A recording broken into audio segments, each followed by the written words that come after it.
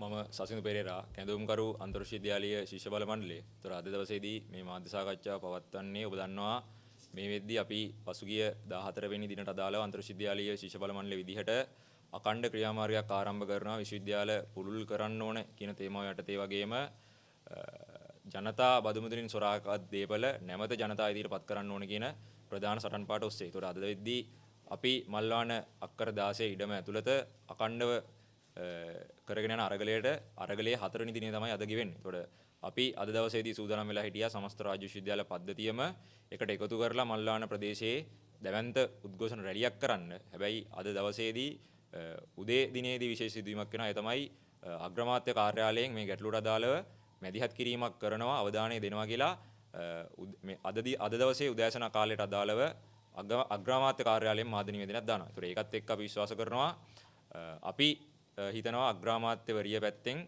මැදිහත් කිරීමක් කරන්න ලෑස්ති නිසා මේ වෙද්දී අපිට සාකච්ඡාවක් දීලා තිනවා සඳුදා දිනට අදාළව. ඒකත් එක්ක අපි අද දවසට තෝරලා තිබ්බ ක්‍රියාමාර්ගය අපි తాවකාලිකව අත්හිටුවලා තිනවා. හැබැයි අපි ඉදිරියේදී බලාපොරොත්තු වෙනවා.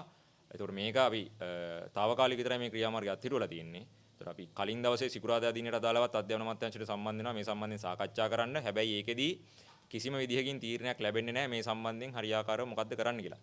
ඒතකොට සඳුදා දිනේදී අගමැතිවරිය සම්බන්ධ වෙන සාකච්ඡාවේදීත් අපේ ප්‍රශ්න ටික විතරක් නම් අහන් යන්න එන්නේ. අපි කියන ප්‍රශ්න වලට හරියාකාර නිශ්චිත පිළිතුරු දෙන්නේ නැත්නම් මේ භූමිය විශ්වවිද්‍යාල පද්ධතියට පවර්ලා දීලා සමස්ත රාජ්‍ය විශ්වවිද්‍යාල පද්ධතිය පුළුල් කරන්න මැදිහත් කිරීමක් කරන්නේ නැත්නම් එතනින් එහාට ගිහිල්ලා අපි කියන ප්‍රශ්න වලට විසඳුම් ප්‍රමාණය දෙන්නේ නැත්නම් අනිවාර්යෙන් අපි ලෑස්ති මේ తాවකාලිකව අත්හිටුවලා තියෙන ක්‍රියාමාර්ගය නැවත වටේකින් සඳුදා දිනේදී සියලු රාජ්‍ය විශ්වවිද්‍යාල පද්ධතියේ ශිෂ්‍යයන්ව ගෙන්නලා ඉදිරියේදී ගන්න.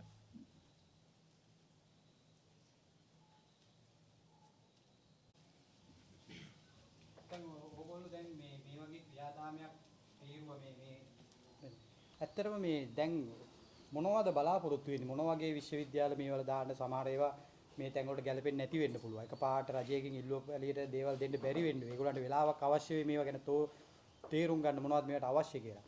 ෂණිකව ඇවිල්ලා මේ වගේ දෙයක් කරපුවම කොහොමද රජයක් හිටියට එකපාරට හෙට ඕගොල්ලෝ කියලා කතා කරනකොට ඒවට උත්තර ලැබෙන්නේ? නෑ පළවෙනි කාරණේ තමයි අපි ෂණිකව තෝරපු ක්‍රියාමාර්ගයක් නෙමෙයි මේක. අපි සති ගාණක් තිස්සේ අධ්‍යාපන අමාත්‍යාංශයත් එක්ක සාකච්ඡා කරා.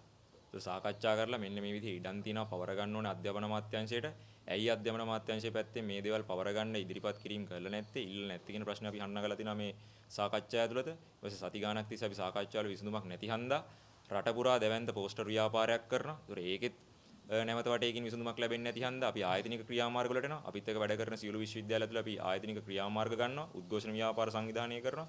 ඒකත් එක්කත් විසඳුමක් නැති නිසා තමයි අපි විදිහට යෝජනා කරපු මේ කවුරුත් පාවිච්චි කරන්නේ නැති රජයේ කාර්යාලයක් පවත්වාගෙන යන්නේ නැති අක්කර 16කින් අක්කර 16ක මල්වාන ඉඩම අවුරුදු ගාණක් තිස්සේ පරිභෝජනේ නතර කරලා තිබ්බ ජනතා බදු මුදලින් සංවර්ධනය කරලා නඩත්තු කරපු මේ ඉඩ අතෑරලා දාපු ඉඩම රාජ්‍ය විශ්වවිද්‍යාල පද්ධතියට පවරන්න ඕනේ කියලා තීරණය කරන්න. ඒතර මේක ගත්තට පස්සේ කොළඹ නගර මැදේ ඉඳන් මේ ඉඩමට කිලෝමීටර් 20ක් 22ක් වගේ ප්‍රමාණයක් තමයි තියෙන්නේ. ඒතර අපි දන්නවා කොළඹ නගරයේ මූලික මධ්‍යගත වෙච්ච විශ්වවිද්‍යාල ගත්තොත් කොළඹ විශ්වවිද්‍යාලය, ජයවර්ධනපුර විශ්වවිද්‍යාලය, සෞන්දර්ය කලා විශ්වවිද්‍යාලය මෙන්න මේ වගේ විශ්වවිද්‍යාල කීපයක් තියෙනවා. ඒතර මේ වගේ මේ මොහොතේදී දැන් උදාහරණයක් ගත්තොත් ජයවර්ධනපුර විශ්වවිද්‍යාලයේ තාක්ෂණ පීඨයේ තියෙන්නේ ප්‍රධාන භූමි පරිශ්‍රයෙන් කිලෝමීටර් 20ක් විතර එහායින් දුරින්. ඒතර ජයවර්ධනපුර විශ්වවිද්‍යාලයේ ඉංජිනේරු පීඨයේ තියෙන කිලෝමීටර් 15ක් දුරින්. ඒතර කොළඹ විශ්වවිද්‍යාලෙත් තමයි කොළඹ විශ්වවිද්‍යාලයේ තාක්ෂණ පීඨයේ තියෙන්නේ ප්‍රධාන භූමියේ සිට කිලෝමීටර් 15ක් 20ක් දුරින්. ශ්‍රීපාලි මණ්ඩපේ පිහිටලා තියෙන කොළඹ විශ්වවිද්‍යාලයේ ප්‍රධාන භූමි පරිශ්‍රයෙන් කිලෝමීටර් 37ක් දුරින්. ඒතර එහෙම ගත්තට පස්සේ මේක තියෙන විශාලත්වයත් එක්ක මේක තියෙන වාණිජ වටිනාකමත් එක්ක මේක පිහිටලා තියෙන භූමි පෙදෙසත් එක්ක මේ අපි විශ්වාස කරනවා මේක ඇතුලේ එක්කෝ පීඨ සංකීර්ණ කිහිපයක් හදන්න පුළුවන්. ඒක විශ්වවිද්‍යාලයකට අනුබද්ධ කරනවද? එහෙම නැත්නම් වෙනම මේක හදනවද? ඒක අපිත් එක්ක සාකච්ඡා කරලා වැඩේ කරගෙන යන්න පුළුවන්. ඒ වගේම තමයි මේක ඇතුලේ අපි කියන්නේ නේවාසිකාගාර විතරක් හදන්න කියලා නෙමෙයි. අපි දැක්කා පහුගිය දවස්වල සමාජ මාධ්‍ය ක්‍රියාකාරීන්, දේශපාලඥයන් විවිධ අදහස් දක්වලා තිබ්බ මේ සම්බන්ධයෙන්. අපි සටන ආරම්භ කරන තැන ඉඳන්ම කියන්නේ මෙතන නේවාසිකාගාර හදලා ප්‍රධාන භූමි පරිසරයට සම්බන්ධ වෙන්න අවස්ථාව ලබා දෙන්න කියලා නෙමෙයි. මෙතන සම්පූර්ණයෙන්ම පීඨ සංකීර්ණ හදලා ඊට අදාළ කර නේවාසිකාගාර හදන්න. එතකොට විශ්වවිද්‍යාල ශිෂ්‍යයන්ට පුළුවන් මේ භූමිය තුල ඉඳගෙනම තමන්ගේ අධ්‍යයන කටයුතු කරගෙන තමන්ගේ නේවාසිකාගාර පහසුකම් සම්පූර්ණ කරගෙන තමන්ට අදාළ වපසරිය ඇතුලේ තමන්ගේ අධ්‍යයන කටයුතු කරගෙන යන්න. ඒතර මේක ඇතුලේ මොන වගේ පීඨද දාන්න කියන කාරණේ අපි විශ්වාස කරනවා ඒක ඉංජිනේරු රාමුවක් ඇතුලේ ඊට පස්සේ feasibility අපි දන්නවා මේ වගේ ඉදිකිරීම් ප්‍රමාණයක් කරද්දී සිවිල් ඉංජිනේරු විද්‍යාව යටතේ විවිධ පියවරවන් තියෙනවා. ඒ feasibility study එකක් කරලා environmental impact assessment එකක් කරලා එහෙම එකක් කරලා තමයි මේකේ අපි මොකද්ද දාන්න කියන එක තීරණය කරන්නේ. ඉතින් ඒක ශිෂ්‍ය විදිහට අපි ලෑස්ති රජයත් එක්ක ආණ්ඩුවත් එක්ක කතා බහ කරලා සාකච්ඡා මාර්ගයෙන් මේ දේවල් විසඳගන්න. හැබැයි ආණ්ඩුව මුලින්ම කරන්න ඕනේ විශ්වවිද්‍යාල පද්ධතියට මේක පවර්ලා දීලා විශ්වවිද්‍යාල පද්ධතිය පුළුල් කරන්න මැදිහත් වීමක් කරන්න. අපි අහන්නේ ආණ්ඩුවෙන් ඇයි මේ වගේ තීන්දුව తీරන ගන්න තවමත් මේ විදිහට පරක්කු වෙන්නේ. දැන් මේ ආණ්ඩුවට අපි දන්නවා අවුරුදු එකමාරකටත් වඩා කල් ගිහිල්ලා තියෙනවා. ඒතර මේකේ අධිකරණ නියෝගිකින් මේක දැන් පවර්ලත් අවුරුදු ගාණක් වෙලා තියෙනවා. හැබැයි තාමත් මේක කිසිම කෙනෙක් පාවිච්චි කරගන්නේ නැති. දැන් අපි ගත්තොත් එහෙම මේක අක්කර 16ම පොල් ඉඩමක් පොල් තමයි තියෙන්නේ. ඒතර මේ ගමෙන් එපිටට මිනිස්සු ඇවිල්ලා මේ දේවල් අයථා විදිහට පරිභෝජනය කරනවා. ඊට පස්සේ අපි ගත්තොත් විවිධ මංකොල්ලකරුවෝ ජාවාරම්කරුවෝ මේ අතහැරලා දාපු නිවස පාවිච්චි කරගන්නවා. විවිධ මත්ද්‍රව්‍ය වලට ඇබ්බැහි වූවන් මේක පාවිච්චි කරනවා. ඒ නිසා අපි රටේ ජනතාවෙන් අහනවා ඒවා නෙමේද මේ රජයේ දේපල අයථා විදිහට පරිහරණය කරනවා කියලා කියන්නේ. ඉතින් නිශ්චිතව මේ නිසා මේවා රටේ ජනතාවගේ බදු මුදල් නිසා රටේ ජනතාවගේ බදු මුදල් රජයට පවරාගත් පමණින් ජනතාවට ඒකේ ප්‍රතිලාභ ලැබෙන්නේ නැහැ. ඒ නිසා අපි දිගින් දිගටම කියන්නේ ආණ්ඩුවට මේක පවරගත්තා වගේම නැවත වටේකින් ජනතාවට මේ වගේ ප්‍රතිඵල ඍජුවම භුක්ති විඳින්න පුළුවන් විදිහට වැඩ කටයුතු සිදු කරන්න ඕනේ. ඒක ඇතුලේ තමයි අපි කියන්නේ. එහෙම කරන්න නම් අධ්‍යාපන ශාස්ත්‍රය කියන්නේ මේ වෙලාවේ මේ වගේ භූමි ප්‍රමාණයක් ආයෝජනය කරන්න හොඳම ශාස්ත්‍රය. ඉතින් ඒක ආණ්ඩුව විදිහට හරියාකාරව තීන්දුව తీරන අරගෙන ඉක්මන් කරලා ඒක කරන්න ඕනේ. ඒකත් එක්ක අපි විශ්වාස කරනවා ඉදිරියේදී මේ විදිහට විශ්වවිද්‍යාල පද්ධතිය පුළුල් කරලා ඒක දින ගැටලුවට අපි විසඳුම් ලබා ගන්න පුළුවන් වෙයි කියලා. දැන් ඔබතුමාලා කියනවා මේක යම් කිසි දෙයක ආණ්ඩුවට පවර්ලා තියෙනවා කියලා. එතකොට දැන් අපි දැක්කා ඊයේ මාධ්‍යයට ඇවිල්ලා යම් පුජ්‍යලේ කියනවා මේකේ අයිතිය මට තියෙන්නේ. මේක ඔහු තමයි මේක යම් කිසි දෙයක මේ සම්බන්ධයෙන් මේ කටයුතු කරන්න කියලා. එතකොට දැන් එහෙම තියෙද්දි දැන් යම් කිසි කෙනෙකුට අයිති දෙයක් කොහොමද දැන් පවර ගන්න කියන්නේ? නෑ නිශ්චිතව ගත්තොත් මේකේ අධිකරණ ඔය කටයුත්තට අදාළව ඔහු මම හිතන්නේ මේ ගොඩනැගිල්ලේ ප්‍රධාන කොන්ත්‍රාත්කරු. ඒතර එතුමත් ඒ පුද්ගලයාත් මේ අරගල භූමියට මීට පෙර දවසක සම්බන්ධ වෙලා අපිත් එක්ක කතා බහ කරලා ගිය පුද්ගලයෙක්. ඒතර ඔහු අපි දන්න පමණින් ඔහුට මේ මොහොතේ අධිකරණයේ විභාගයෙන් නඩුවක් තියෙනවා. ඒ සම්බන්ධයෙන් මම හිතන්නේ අපිට මේ මාධ්‍ය සාකච්ඡා දවස් දක්වන්න බෑ. අපි දන්න නීතිමය රාමුව ඇතුලේ මේක මේ වෙද්දී දොම්පේ ප්‍රාදේශීය ලේකම්වරයා යටතේ තමයි මේ ඉඩම පවතින්නේ. ඒකත් එක්ක තමයි අපි කියන්නේ මේක දැන් රජයට පවර ගන්න කියලා අධිකරණ නියෝගයක් ඇවිල්ලා තියෙනවා. ඊට පස්සේ පහුගිය කාලේ අපි දැක්ක ආණ්ඩු මාරු වෙද්දී මේක අධිකරණ අමාත්‍යාංශයේ පළදායි කටයුත්තට පාවිච්චි කරන්න කිව්වා. හැබැයි කවුරුත් ඒක පාවිච්චි කරන්නේ නැහැ. ඒකත් එක්ක දොම්බේ ප්‍රාදේශීය ලේකම්වරයාගේ බාරකාරීත්වයට දාලා තිනවා. හැබැයි අවුරුදු ගාණක් තිස්සේ එතන කවුරුත් පාවිච්චි කරන්නේ නැහැ. කිසිම අයිතිකාරයෙක් මේ උරන් ඉදිරිපත් වෙලා නැහැ. දැන් අන්තරේ විදිහට ඇවිල්ලා මේක ඉඩමත්පත් කරගත්තට පස්සේ දැන් මේ අයිතිකවරු ඇවිල්ලා එලි බහලා කතා කරන්න හදන් තියෙන්නේ. හැබැයි අපි මේ සටන ආරම්භ කරන්න කලින් මේ සම්බන්ධයෙන් කිසිදු සාකච්ඡාවක් එලි සමායි තිබ්බේ නැහැ. අයිතිකාරයෙක් හිටියෙත් නැහැ කවුරු. ඒතර බැසිල් රාජපක්ෂ මේ අදාළ කරන නඩු කටයුත්තෙන් සම්පූර්ණයෙන් නිදොස් කොට නිදහස් වෙන්නේ මේක අයිතිකාරය එයා නෙමෙයි කියලා. දැන් එතනින් පස්සේ දිගටම මේ ඉඩමට අයිතිකාරයෙක් හිටියේ නැහැ. ඒතර මේකත් එක්ක ඇත්තටම අපි විශ්වාස කරනවා අපි බලාපොරොත්තු වෙච්ච ක්‍රියාමාර්ගය ඕනවටත් වඩා මේ වෙද්දී සාර්ථක වෙලා තිනවා. මොකද රටේ ජනතාවට දැනගන්න ලැබිලා තිනවා මේ ඉඩම ඉතිහාසය මොකක්ද? මේකට අත් වෙලා තිබ්බ ඉරණම මොකක්ද? තමන්ගේ ජනතාවගේ බදු මුදල් වලට කලින් දේශපාලඥයෝ පාලකයෝ කියාගත්ත මිනිස්සු මොකක්ද කරේ? අන්න කියන හරි කතාව ඉතිහාසය අද වෙද්දී දැනගන්න රටේ ජනතාවට හෙළිදරව් වෙලා තියෙනවා. දැන් එතකොට දැන් අධිකරණ කටයුත්තකුත් තියෙනවා නම් කොහොමද එතකොට දැන් ඔහු කියනවා නම් ඔහුට මේක අයිතියක් තියෙනවා කියලා. එතකොට එතනදී ගැටලුව තියෙන්නේ. එතනදී දැන් මේක දැන් කොහොමද එතකොට දැන් රජයේ විදිහට තීරණයක් ගන්න අධිකරණ කටයුත්තක් තියෙනවා නම් දැන් ඔයගොල්ලෝ ඉල්ලීමක් කරනවා මේක රජයට පවර ගන්න කියලා. එතකොට දැන් යම් කිසි පුද්ගලයෙක් කියනවා ඔහුටත් අයිතියි කියලා. මම කියන්නේ දැන් මේක නීතිමය පැත්තෙන් ගත්තොත් රජයට පවරගෙන තියෙනවා. ඒතර මේ පුද්ගලයාගේ අයිතිකාරීත්වය සම්බන්ධයෙන් අපිට ප්‍රශ්නයක් තියෙනවා වගේම නීතිමය රාමුව ඇතුළේ ප්‍රශ්නයක් තියෙනවා. ඒතර අපිට කියන්න බෑ ඔහු තමයි අයිතිකාරයා කියලා. මොකද නීතිමය කටයුතු වලදී මේ වෙද්දි රජයට පවරගත්ත මේක දීපල. ඒතර එතනින් එහාට අපිට නිශ්චිත ප්‍රශ්නයක් නැහැ. කාට හරි මේක අයිතිකාරීත්වය තියෙනවා නම් ඒ පුද්ගලයාට පුළුවන් අදාළ ක්‍රියාමාර්ග අදාළ නීතිමය කටයුතු ක්‍රියාමාර්ග අරගෙන මේක අයිතිකාරීත්වය තහවුරු කරගන්න. මම හිතනවා ওই ප්‍රශ්නේ වඩාත්ම සාධාරණ වෙන්නේ අහන එක ආණ්ඩුවෙන්ම අහන එක තමයි. මොකද ආණ්ඩුවෙන් අහන එකත් සාධාරණ. ඒ වගේම තමයි මේ වෙලාවේ ඉන්න දොම්පේ ප්‍රාදේශීය ලේකම්වරයා. ඒතර ඔහුත් මේ වෙද්දි පැමිණිල්ලක් ඉදිරිපත් කරලා තියෙනවානේ. ඔහුගෙන් තමයි ප්‍රශ්න කරන්න ඕනේ මේක අයිතිකරු හරියටම ඔබතුමාද එහෙම නැත්නම් වෙන පුද්ගලයෙක්ද කියලා. එතන ඒක තමයි දැන් උන්ට එහෙම ගැටලුවක් තියෙනවා නම් දැන් ඔයගොල්ලෝ මේක බල කරනවා මේ ඔයගොල්ලෝ මේ කියන්නේ මේ අධ්‍යාපන සඳහා තෝරන්න කියලා. එතනයි තියෙන එතකොට දැන් ඔවුන් එතන ප්‍රශ්නේදී හිර වෙලා නම් දැන් ඒ ඉල්ලීමේදී අපි හිතන්නේ ආණ්ඩුව විදිහට කිසිම වෙලාවක හිර වෙලා ඇති කියලා. මේක අධිකරණ කටයුතු සම්පූර්ණයෙන් ඉවර වෙලා තියෙන්නේ.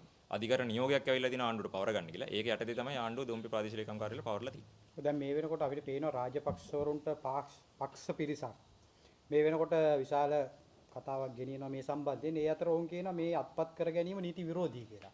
එතකොට මේ වගේ නීති විරෝධී අත්පත් කර ගැනීමක් සම්බන්ධයෙන් මේ වෙනකොට මම හිතන්නේ පොලිසියට පැමිණිලි ලැබිලා ඇති. ඒ සම්බන්ධව මොකක්ද ඔබතුමාලා දාලා මතය? මම විපක්ෂයේ මේ වෙලාවේ කලබල වෙලා තියෙන එක හරිම සාධාරණයි. මොකද අපි මේ සටන ආරම්භ කරේ ආණ්ඩුවට පීඩනයක් ලබා දෙන්න සහ ආණ්ඩුවට විරුද්ධව. ආණ්ඩුව කරගෙන යන මන්දගාමී ක්‍රියාපිළිවෙලට විරුද්ධව. ඒතර අපි හිතුවා අපි මේ සටන ආරම්භ කළ දෙන විශ්වවිද්‍යාල පද්ධතිය පුළුල් කරන්න. එහෙම නැතුව මෙතන මේ මාධ්‍ය සාකච්ඡාවේ ඉඳන් ඉන්න කිසිම විශ්වවිද්‍යාල ශිෂ්‍යයෙක්ටවත් අන්තරේ මේ වගකීම් දරන අපිටවත් එහෙම නැත්නම් මේ වෙන කාටවත් පෞද්ගලික පරිභෝජනයට පවරන්න කියලා නෙමෙයි මේ ඉල්ලන්නේ. මේ සටන ආරම්භ කළ දෙන විශ්වවිද්‍යාල පුළුල් කරන්න කියලා. ඒතර අපි හිතුවා මේ සටන ආරම්භ කරන මොහොතේ විපක්ෂයත් ඒත් එක්ක ඉඳගෙන විශ්වවිද්‍යාල පුළුල් කරන්න ඕන කියන තැනින් ඉඳගෙන මේ ආණ්ඩුවට පීඩනය හරියාකාරව ලබා දෙයි කියලා විපක්ෂයේ දේශපාලනේ සිට. හැබැයි උනේ මොකද්ද? උන දේ තමයි දැන් අපි පහුගිය කාලේ දැක්කා ආණ්ඩුව පැත්තනොත් මේ සිද්ධියට සම්බන්ධව පැමිණිල්ලක් දානවා. අනිත් පැත්තේ විපක්ෂ කණ්ඩායම මේ විදිහට පැමිණිල්ලක් දානවා. මම හිතන්නේ ලෝකේ පළවෙනි වතාවට තමයි විශ්වවිද්‍යාල ශිෂ්‍යෝ පිරිසක් කියලා විශ්වවිද්‍යාල පුළුල් කරන්න කියලා සටනක් ආරම්භ කරාට පස්සේ ආණ්ඩුවයි විපක්ෂයයි එකම පැත්තේ සිටගෙන පැමිණිලි දාලා මේ විදිහට ප්‍රශ්න මතු කරන්න හදන්නේ. ඉතින් අපිට සිද්ධිය නිශ්චිතවම පැහැදිලි. විපක්ෂය මේ සම්බන්ධයෙන් ඇත්තටම කලබල වෙන්න ඕනේ. මොකද මේකේ අපි දන්නවා මේකේ ඉඩමේ අයිතිකාරීත්වය කාටද තිබ්බේ?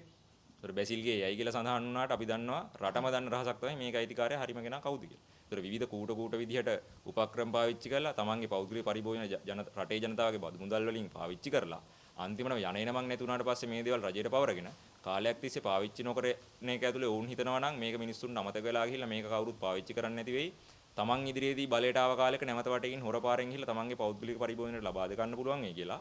දැන් මේ සැලසුම ක්‍රියාත්මක කරගන්න බැරි වීමේ සිත්ඇවුලකින් තමයි විපක්ෂයේ පසු වෙන්නේ කියලා තමයි අපිට තේරෙන්නේ. ඒ නිසා අපි කියන්නේ විපක්ෂයට වගේම ආණ්ඩුවට අපි මේ සටන ආරම්භ කරලා තියෙන විශ්වවිද්‍යාල පුළුල් කරන්න. අපි හිතනවා විපක්ෂයේ දේශපාලනයේ මීට වඩා පරිණත වෙන්න ඕනේ. මොකද අපි පහුගිය කාල පුරාවටම දැක්කා ලංකාවේ පාර්ලිමේන්තුව තුළ වගේ මෙතනින් එළියේ ප්‍රධාන විපක්ෂයක් නැති එකත් එක්ක පරිණත විපක්ෂයක් නැති එකත් එක්ක සමහර කාරණාවලදී ආණ්ඩුවට හරියාකාර පීඩන ලැබෙන්නේ නැහැ. ඒ නිසා අපි ආදරයෙන් මතක් කරන විපක්ෂයේ දේශපාලඥයන්ට විපක්ෂයේ දේශපාලනය අවශ්‍ය නම් අන්තරයේ මේ කරන දේශපාලන මැදිහත් කිරීම ඇතුලේ අන්තරෙන් ඉගෙන ගන්න විපක්ෂයේ දේශපාලනය කොහොමද කරන්න ඕනේ කියලා. හෙට දවසේ දැන් මේ සම්බන්ධයෙන් යම් කිසි විදියක සාධනීය පිළිතුරක් නොලැබුණොත් දැන් මොකද කරන්නේ? මෙතනින් එහාට මොකද්ද ගන්න තීරණය? මෙතනම රැඳී ඉන්නවද? මෙතනින් එහාට වෙනත් ක්‍රියාමාර්ග වලට යනවද කොහොමද? අපි මේ ක්‍රියාමාර්ගය ආරම්භ කරද්දිම කිව්වා අපි මේ ක්‍රියාමාර්ගය ආරම්භ කරන්නේ අපේ සාකච්ඡා අසාර්ථක වුණු නිසා කියලා. ඒතකොට අපි ඕනම වෙලාවක ලෑස්ති සාකච්ඡා මාර්ගයෙන් මේ ගැටලුව විසඳ ගන්න. හැබැයි අපි මේ තෝරලා තියෙන අඛණ්ඩ ක්‍රියාමාර්ගයට අනුව මෙතනින් ඉවත් වීමක් සිද්ධ කරනවා නම් ඉවත් වීමක් සිද්ධ කරන්නේ නිශ්චිත බලධාරී නැවිල්ලා මේ සම්බන්ධයෙන් නිශ්චිත පොරොන්දුවක් අපිට ලබා දෙන්න ඕනේ. නිශ්චිත කියමනක් අපිට කියන්න ඕනේ මෙන්න මේ විදිහට මේක පවර ගන්න අපි ලෑස්ති කියලා. ප්‍රසිද්ධිය කියන්න ඕනේ. ඒතර ඒකත් එක්ක අපිට මේ ක්‍රියාමාර්ගය නතර කරලා දාලා අපේ ඉදිරි ක්‍රියාමාර්ග අඛණ්ඩව කරගෙන යන්න පුළුවන්. හැබැයි ආණ්ඩුව විදිහට හෙට දවසේදීත් මේ සාකච්ඡාව සම්බන්ධයෙන් හරියාකාර තීන්දුව දෙන්නේ නැත්නම් අගමැති විදිහට මේ අග්‍රාමාත්‍යවරිය විදිහට මේකට මැදිහත් වෙලා හරියාකාරව තීන්දුව ක්‍රියාත්මක කරන්නේ නැතුව විශ්වවිද්‍යාලවලට පවරන්නේ නැතුව නැවත වටේකින් කරන්නේ අපිව වටේ යවන එකක් නම් කිසිම විදිහකින් අපි මේ ක්‍රියාමාර්ගය නවත්තන්න ලෑස්ති නැහැ. අඛණ්ඩව මේ ක්‍රියාමාර්ගය ඉදිරියටම මේ භූමි පරිශ්‍රයේ සිටම ඉදිරියට කරගෙන යනවා. ඒ වගේම තමයි ඉදිරියේදී මෙතනින් එහාට දැවැන්ත විරෝධතා රැලි, ඒ වගේම සමස්ත රාජ්‍ය විශ්වවිද්‍යාල පද්ධතියම සංවිධානය කරලා ඉදිරියේදී විවිධ මට්ටමේ ක්‍රියාමාර්ග තෝරන්න අපි ලෑස්ති. නිසා ආණ්ඩුවට අපි කියනවා එක පැත්තකින් දැන් මේ විදිහ පැමිණිලිත් දාලා තියෙනවා. නීතිමය පැත්තෙන් කටයුතු කරනවා. අපි විශ්වාස කරනවා නීතිමය පැත්තෙන් කටයුතු කරනවාද එහෙම නැත්නම් අපි මේ ඉල්ලන සාධාරණ ඉල්ලීමකට සවන් දීලා ඒ සම්බන්ධයෙන් තීරණ ගන්නවාද කියන එක හිතන්න ඕනේ ආණ්ඩුව පැත්තෙන්. හැබැයි අපි ලෑස්ති ආණ්ඩුව මොන තීරණය ගත්තත් එතනින් එහාට විශ්වවිද්‍යාල ශිෂ්‍ය විද්‍යාල සංවිධානයලා මේ සම්බන්ධයෙන් ජයග්‍රහණය ලැබෙන තෙක් සටන් කරන්න. එතකොට දැන් අපි දන්නවා රටක විපක්ෂයේ විශේෂයෙන් ආණ්ඩුවට විරුද්ධව තමයි වැඩ කරන්නේ. දැන් ඔබතුමන්ලත් ආණ්ඩුවට විරුද්ධව මේ වැඩ කරන්නේ. එතකොට මේ විරුද්ධ වැඩ කරන පිරිසට තවත් විරුද්ධ වැඩ කරන පිරිසක් විරුද්ධ වෙනවා කියන්නේ එතන යම් ගැටලුවක් තියෙනවා. ඒ කියන්නේ ඔබතුමන්ලා කියන්නේ මේ විපක්ෂයේ නටන්නේ යම් දූෂිත පිරිසක් වෙනුවෙන්ද දූෂිත පිරිසගේ උවමනාවට වැඩ කරන විපක්ෂයක්ද මේ රටේ තියෙන්නේ කියලාද මේ යන මේකෙන් දැන් ඔබතුමන්ලා රජයට විරුද්ධ වෙනකොට විපක්ෂය ඔබතුමන්ලා විරුද්ධ වෙනවා. එතරම් ගැටලුවක් තියෙනවානේ. එතකොට මේ විපක්ෂය යන්නේ වෙන මොකක් හරි වෙන ජාවාරම්කාරයෙක් පිටිපස්සේ යන විපක්ෂයක්ද මේ තියෙන්නේ කියලාද ඔබතුමන්ලා කියන්නේ? ඔව් පැහැදිලිවම දැන් මේ අල්ලගත්ත ඉඩම බැසිල්ගේ ඉඩම හන්දනේ මේ විපක්ෂය කලබලලා තියෙන්නේ. අන්තරේ ගිහිල්ලා එහෙම නැත්නම් වෙන පාවිච්චි කරන්නේ නැති කොහේ හරි අපිට මේ වගේ විනමක් තිබ්බනම් ඒ විදිහට අපි ක්‍රියාමාර්ග දිරුණා නම් කවදාවත් විපක්ෂෙ මිදිර කලබල වෙන්නේ නැහැ. ඒ නිසා අපිට පේන්න දිගටම තියෙන කාරණේ තමයි මේක බැසිල්ගිඩම හන්ද තමයි මේ විපක්ෂ කලබලලා තියෙන්නේ. ඒක හන්ද මේක අපිට සිද්ධි ටික ගලපගත්තට පස්සේ අපිට පේන්න තියෙන කාරණේ නිශ්චිතවම පේනවා. ඒතර මේ විපක්ෂ කලබල වෙලා තියෙන එක අරුම පුදුම දෙයක් නෙමෙයි. තමන්ගේ දේශපාලන නායකයන්ගේ තමන් පස්සේ යන දේශපාලන ලොක්කන්ගේ ජනතාවගේ බදු මුදල් අයිතාව විදිහට පාවිච්චි කරපු මේ දේපල නැවත වටේකින් භුක්ති විඳින්න බලාගෙන තමයි මේ පොරකන්නේ. ඒක හන්ද මෙවුව පුදුම වෙන්න කාරණා නෙමෙයි. විපක්ෂයේ දේශපාලනයේ සම්බන්ධයෙන්. එතකොට දැන් අපි දැක්කා කවදාවත් නැති විපක්ෂයේ එකපාරටම ඔබතුමාලට චෝදනාවක් ආවා මේක JVP එකේ පක්ෂයක්. JVP එකට සම්බන්ධ අන්තරයක් මේ කියලා. නැත්නම් ඉස්සර අන්තරයේ තිබුණේ පෙරටුගාමි දැන් අන්තරයේ JVP අන්තරයක් මේ කියලා. එහෙම ඔබතුමාලා දැන් අපිත් මීටිසෙලත් වැඩ කරලා තිබුණාට අපි අහලා නැහැ මේක පෙරටුද මේකද කියලා. ඒගොල්ලෝ මේ වැඩේ කරගෙන ගියා. මොකද්ද මේ හදිස්සිය ආපු මේ JVP පෙරටු සහ JVP අන්තරේ සහ පෙරටුගාමි අන්තරේ කියන කතාව පොඩ්ඩක් අපිට ඒක ජනතාව කැමති වෙයි දැනගන්න. කාට හරි එහෙම ප්‍රශ්නයක් තියෙනවා නම් කවුරු හරි එහෙම කියනවා නම් මම කියන්නේ ඕන කෙනෙක්ට මාධ්‍ය ඉස්සරහට ඇවිල්ලා තමන් හිතලු කියන්න පුළුවන්. කාට හරි මොකක් හරි සංවිධානාත්මක ව්‍යාපාරයකට එහෙම චෝදනාවක් කරනවා නම් පළවෙනි කාර්යයෙන් තමයි අපි හිතනවා සදාචාර සම්පන්න ක්‍රමයේ තමයි සාක්ෂිත් එක්ක ඉදිරිපත් කරන එක.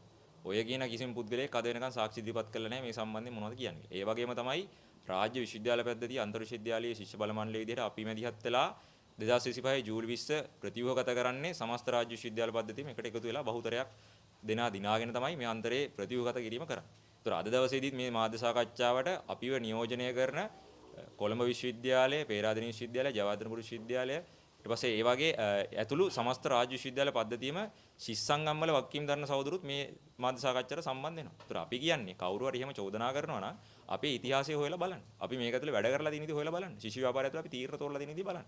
කවුරු හරි කියනවා නම් මේක මේ මොකක් හරි පක්ෂයක දේශපාලනයට අහු වෙලා තියෙන්නේ කියලා.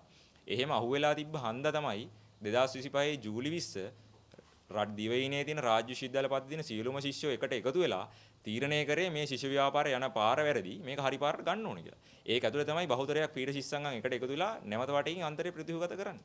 කවුරු හරි කියනවනේ නෑ නෑ මේක මේ මෙයාලගේ එකක් එහෙම නැත්නම් මෙයාලගේ එකක් කියලා. මං කියන්නේ හැමෝටම අවස්ථාව ලබා දීලා තිනවා සාක්ෂිත් එක්ක කතා කරන්න. කවුරු හරි එහෙම චෝදනා කරනවා නම් අපි ලෑස්ති ඒවට සාක්ෂිත් එක්ක පිළිතුරු දෙන්න. හිටපු අන්තරේ කැඳවුම් කරු මේ ලහිරු වීරසේකර අපි දැක්කා ඊයේ කියනවා මේ අපි නම් ඇල්ලුවේ 2022 කියලා සජීවී මන්දිර මේ දැන් මේ කැලෑවක් ගිහිල්ලා අල්ලගෙන කැලෑව ගිහිල්ලා තනකොළ කපන අන්තරයක් තමයි දැන් ඉන්නේ කියලා. ඒක මොකද ඇත්තටම මේ කැලෑව ගිහිල්ලා තනකොළ කපන අන්තරයක්ද? ඒතකොට මේ සජීවී මන්දිර අල්ලන අන්තරයක් නෙමෙයි දැන් ඉන්නේ. ඉස්සර සජීවීව ගිහිල්ලා ඒ කාලේ තිබුණු මන්දිර අල්ලපු විදියයි දැන් වෙනස්ද? මං කියන්නේ අපි දැන් මේ සටන ආරම්භ කරන්න හේතුව පැහැදිලි කරලා තියෙනවා. මේ මල්වාන් ඉඩම ඉල්ලගන්න මල්වාන් ඉඩම අල්ලන්න හේතු වෙච්ච කාරණේත් අපි පැහැදිලි කරලා තියෙනවා. ඒතර ඒ දෙකේ හේතු පැහැදිලි කිරීම ඇහුවට පස්සේ මං හිතන්නේ ඔය වගේ බොනද තර්ක අහලා වැඩකුත් නැහැ. මොකද ඔවුන් දිගටම කියන්නේ මේක අජීවී දෙයක් කියලා නම් ඔවුන්ට තිබ්බ එහෙනම් මේ අජීවී දේවල් සජීවී විදිහට පවත්වාගෙන යන්න මැදිහත් කිරීම කරන්න. හැබැයි අපි දැක්කේ නැහැ ඔය කියන කිසිම කණ්ඩායමක් ඔය කියන්නා වූ මැදිහත් කිරීමක් කරනවා. දැන් මේ අන්තරය ඇවිල්ලා මේකට අත තිබ්බට පස්සේ තමයි හැමෝටම රත් වෙලා තියෙන්නේ. මේ සම්බන්ධයෙන් තීන්දුව తీරන ගන්න පිරිසක් බල කරනවා. අනිත් පැත්තෙන් විවේචන හදන්න ගන්නවා. ඇයි ඔය කතා කරන පිරිසට මේ සම්බන්ධයෙන් විවේචනය කරන පිරිසට අවුරුදු එකහමාරක් දෙකක් තිස්සේ මේ සම්බන්ධයෙන් හරියාකාරව තීන්දුව తీරන ගන්න රජයට බල නොකරේ. අපි අහන්නේ ප්‍රශ්නේ. එහෙම අහන්න නැතුව දැන් කියනවා නම් මේක මේ නීති විරෝධී මේක අජීවී දෙයක් කියලා මම හිතන්නේ තමන්ගේ දේශපාලන පරිණත භාවය තමයි එතනින් පෙන්눔 කරන්නේ මිනිස්සු.